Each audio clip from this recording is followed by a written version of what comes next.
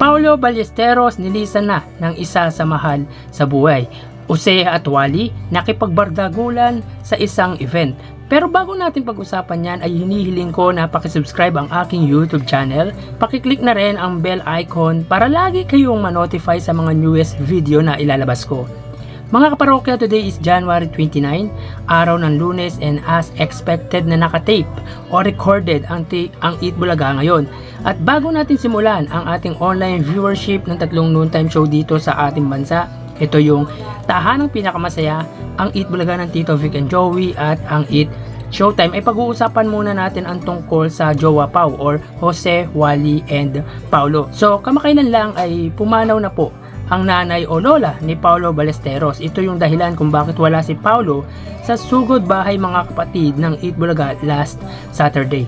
Nagdadalamhati ang pamilya ni Paulo dahil nilisan sila ng isa sa mahal nila sa buhay. My deepest condolences, Paulo Ballesteros. Samantala, masayang naipagkulitan naman ang duo ang comedic duo na sina Jose Manalo at Wally Bayola sa kick-off party ng bagong Pilipinas na ginanap kahapon sa Quirino Grandstand. Patunay lang na suportado ng comedic duo ang nasabing event na inorganisa ng ating gobyerno. Makikita sa event ang Vice President na si Sara Duterte na bagyang biniro ng comedic duo na sina Jose at Wally, kung saan sabi nito ay isama daw nila minsan si Vice President Sara sa sugod bahay mga kapatid. Nakakatuwa lang yung mga ganong biro ng legit dabarkads na sila Jose at Wally. So tara, ating alamin ang viewership online ng tatlong noontime show. Para sa tahanang pinakamasaya, Undertape Incorporated Facebook page na may 330k followers, sa Eat Bulaga Under TVJ Facebook page na may 2 million followers, at sa It's Showtime na may 16 million followers. So as of 12:50, ang tahanang pinakamasaya, sila ay may 470 live viewers. Ang Eat Bulaga naman po ng Tito Vic and Joey ay may 10.5k live viewers, at ang It's Showtime ay may kasalukuyang 24.4k live viewers. So click po natin para po sa tahanang pinakamasaya, sila ay may kasalukuyang 467 live viewers. Ang Eat Bulaga naman po ng Tito Vic and Joey ay may 10.5k live viewers, at ang It's Showtime ay may 24k live viewers. So ulitin po natin, as of 12:51 PM, ang tahanang pinakamasaya, sila ay may mayroong 475 live viewers.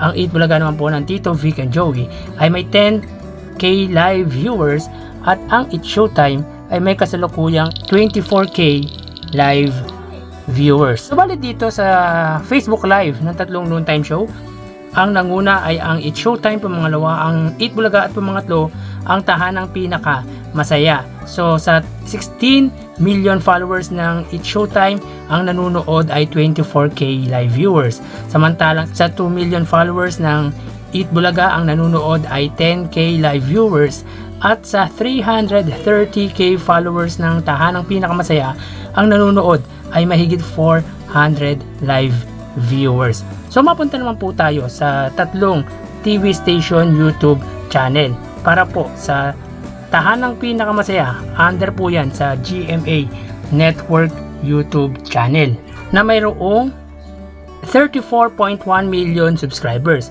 Sa Eat Bulaga naman, under TV5 Philippines na mayroong 1.65 million subscribers, at sa It's Showtime under ABS-CBN Entertainment YouTube channel na may 46.6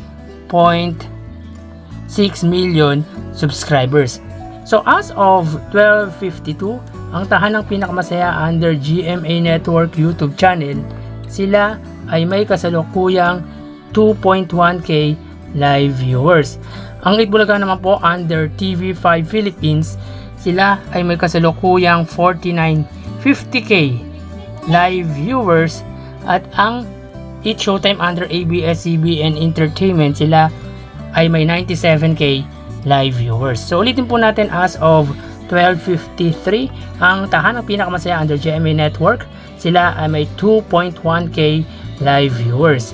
Ang Eat Bulaga naman po under TV5 ay may 50k live viewers at ang It's Showtime under ABS-CBN Entertainment ay may 97k live viewers. So bali dito sa TV Network YouTube channel para po sa tahanang pinakamasaya na may 34 million subscribers, ang nanonood po sa kanila ay 2.1k live viewers. Samantalang sa TV5 naman po na may 1.65 million subscribers, ang nanonood ay 50k live viewers. At sa It's Showtime under ABS-CBN Entertainment na may 46.6 million subscribers, ang nanonood ay 97k live viewers. So mapunta naman po tayo sa main YouTube channel ng Tatlong Noontime Show para po sa tahanang pinakamasaya.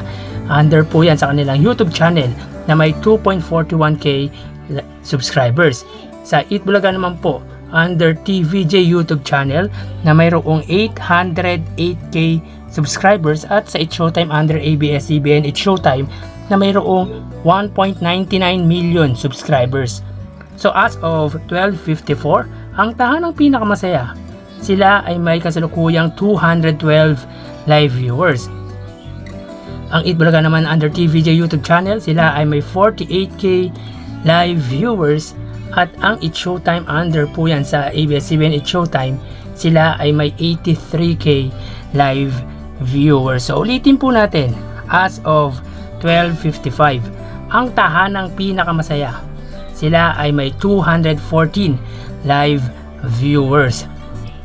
Ang Eat Bulaga naman po ay may 49k live viewers, at ang It's Showtime ay may kasalukuyang 83k live viewers.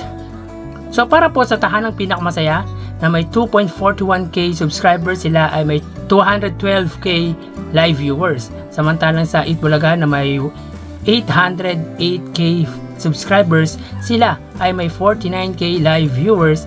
At sa It's Showtime na may 1.99 million subscribers, sila ay may 83k live viewers. So ang total na nakuha ng tahanang pinakamasaya at GMA ay 2.3k live viewers. Ang Eat Bulaga naman po at TV5, sila ay may total na 99k live viewers, at ang It's Showtime at ABS-CBN may total na 180k live viewers. So yan po ang lumalabas sa kanilang YouTube channel live viewership. So mamaya po magbabalik po tayo sa ating ikalawang yugto ng ating online views update ng Tatlong Noontime Show. Magpapaalam po muna ako pansamantala, magsikain at mag-ingat. Thank you and God bless.